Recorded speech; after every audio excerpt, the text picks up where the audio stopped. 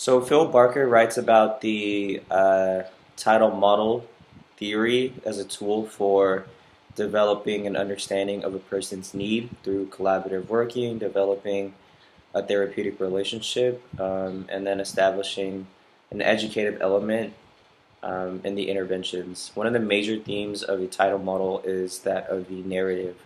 Barker believed that the person is what their story is.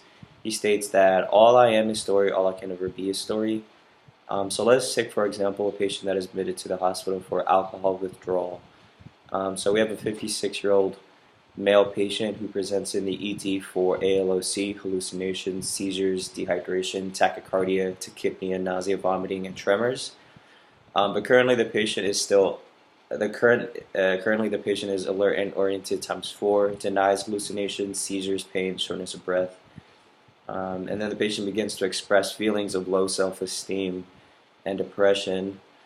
These are feelings that signal to the nurse that the patient has an inability to cope and has a susceptibility to alcohol.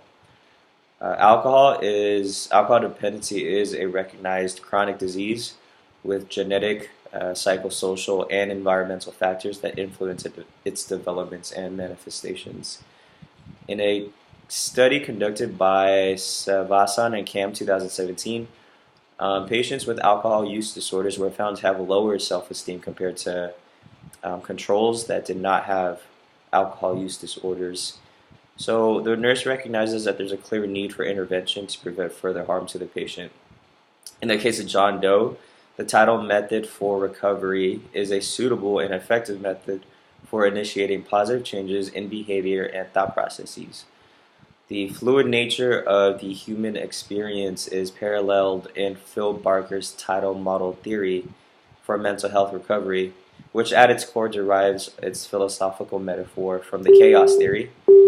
Barker believed that the human behavior and experiences are unpredictable yet bounded by our humanistic nature, which is similar to the flow and power of water. Ollie Good 5, page 506, 2018. So currently, John, our patient, is experiencing a life crisis, and in a metaphorical sense, John is in deep water and is at risk for drowning.